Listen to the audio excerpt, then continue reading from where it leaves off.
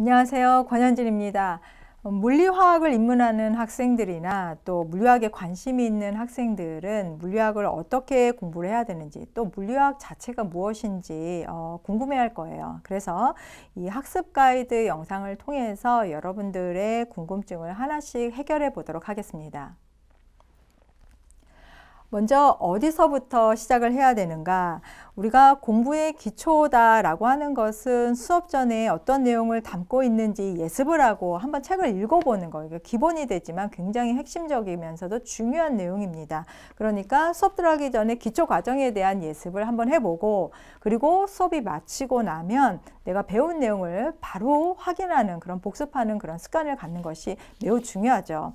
자, 그 다음에 두 번째로 제가 강조하고 싶은 것, 꼭 한 가지 여러분들한테 제안하고 싶은 것이 있습니다. 바로 스터디 그룹을 만들어 보라는 거예요.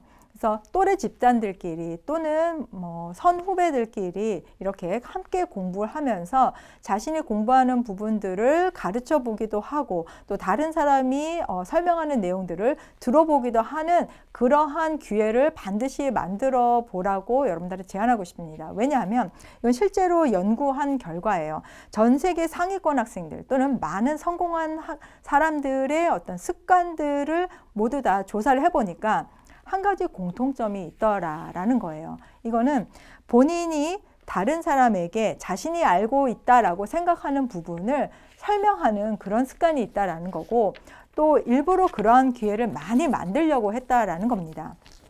그렇게 하다 보면 본인이 무엇이 부족한지, 뭘 내가 확실하게 알고 있는지를 깨닫게 된다는 거예요. 그리고 다른 사람에게 내가 알고 있다라고 생각하는 부분을 설명을 하려고 하다 보면은 이러한 방사형 학습법을 사용하게 됩니다. 방사형 학습법이라는 것은 방사형 모양이 어떻게 되어 있는지 알죠? 우리가 직선적으로 공부를 하는 그런 방법, 수동적인 방법이 아니라 내가 어떤 핵심적인 내용을 알고 싶다라고 하면 그 주변에 있는 것까지도 이렇게 찾아보고 또 연구를 해보는 거예요. 이렇게 하면 처음에는 시간이 굉장히 많이 걸리는 것 같지만 일단 여러분들이 한번 해보기 시작하면 이것이 가장 시간을 줄이고 가장 효율적인 방법이다라는 것을 깨닫게 됩니다.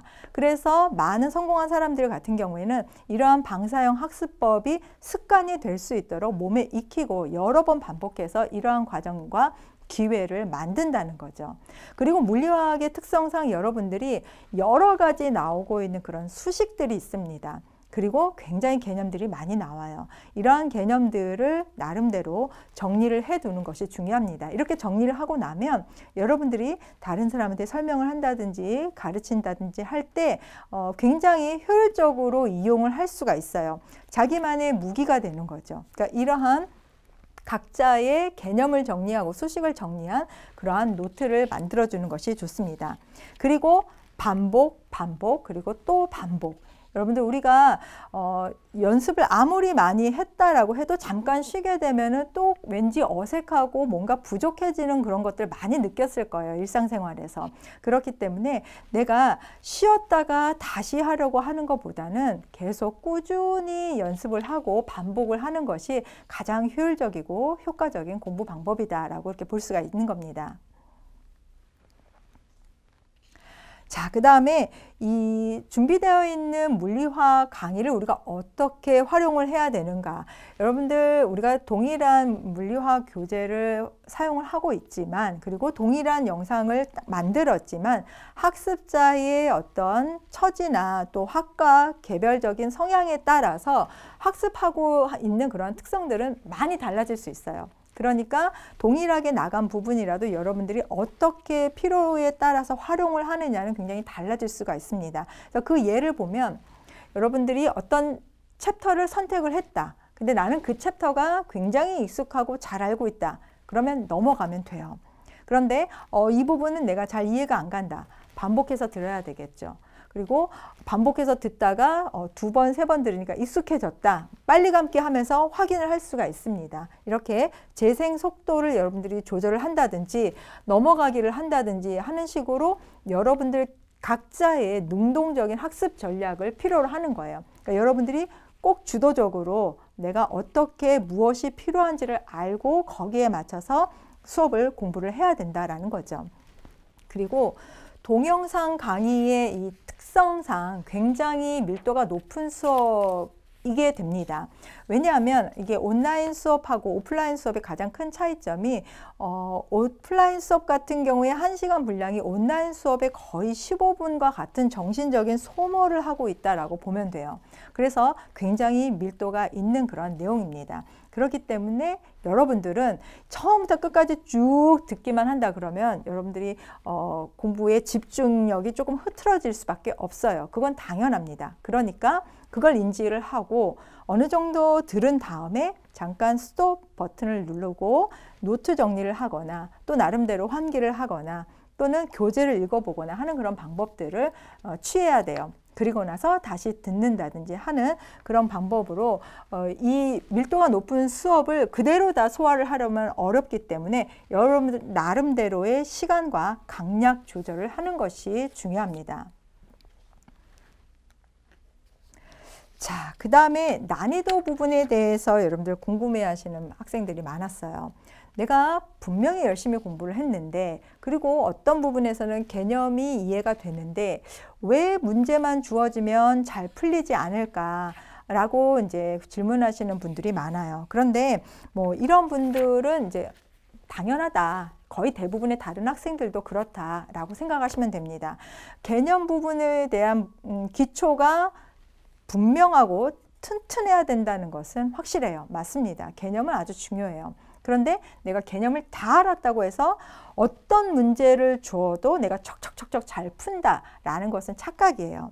왜냐하면 학과마다 그리고 또 목적에 따라서 어떤 시험 유형에 따라서 이게 다 접근하는 방법이 다릅니다. 그러니까 쉽게 얘기하면 근육이 다른 거예요. 그래서 생각하는 근육, 또 운동하는 근육 뭐 이렇게 다른 것처럼 각각 사용하고 있는 근육이 다르다라고 여러분 생각하시면 됩니다.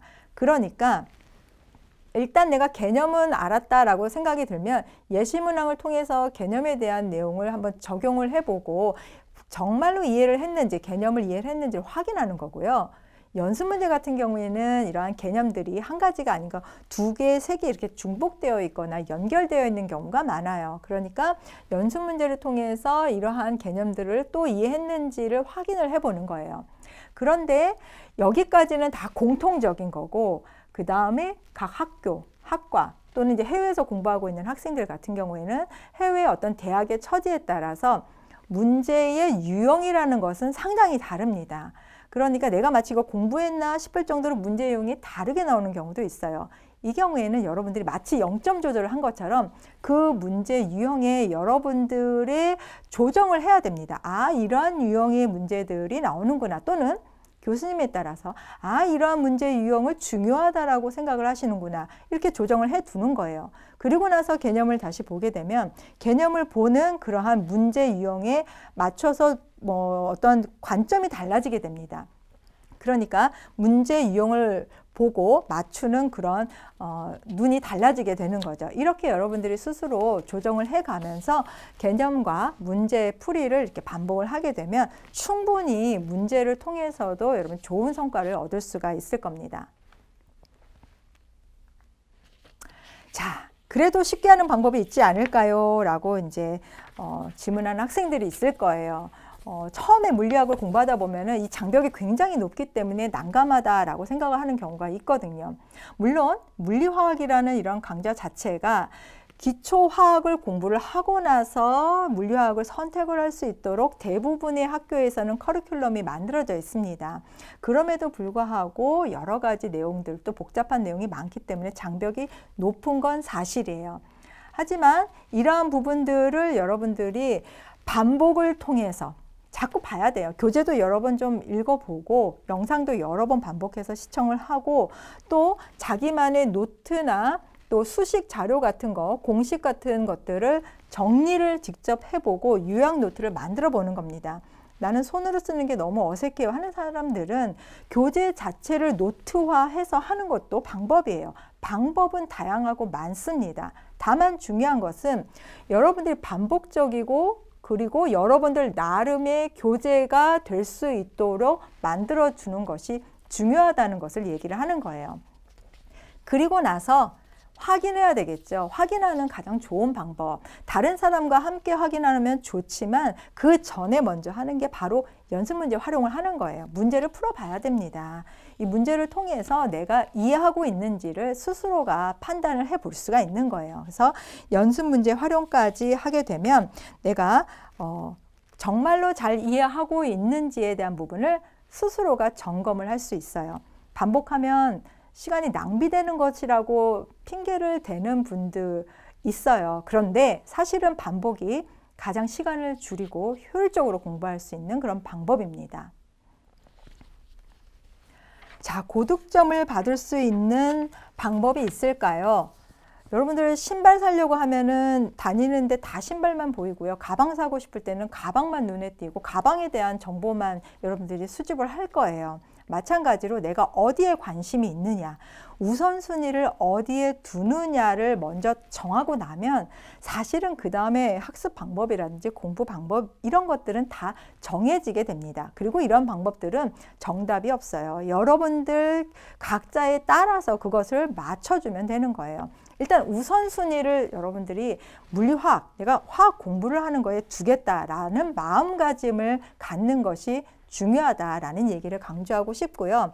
그 다음에 기본기에 충실하자.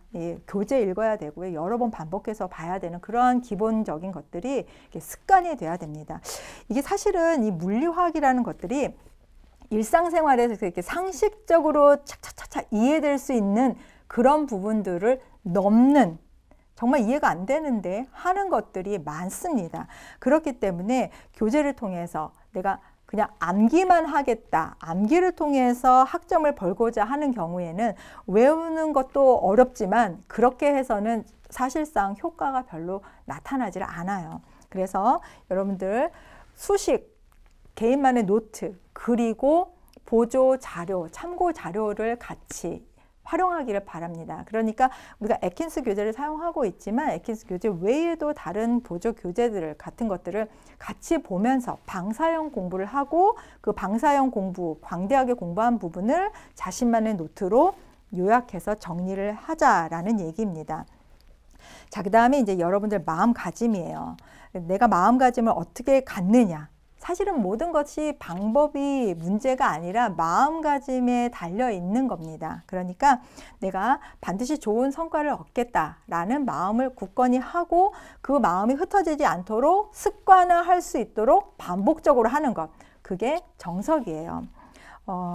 이런 얘기가 있습니다. 부지런히 공부했다, 노력 많이 했다. 이렇게 남들과 똑같이 해서는 달라지는 것이 없습니다. 그러니까 우리가 성공을 하고 싶다.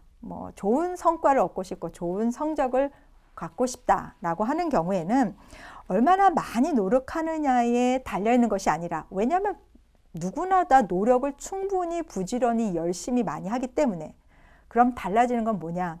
거기에 달라지는 것은 방향성 그리고 여러분들이 어떻게 무엇을 하느냐에 따라 달라지게 된다. 결과는 충분히 달라질 수 있다라는 겁니다.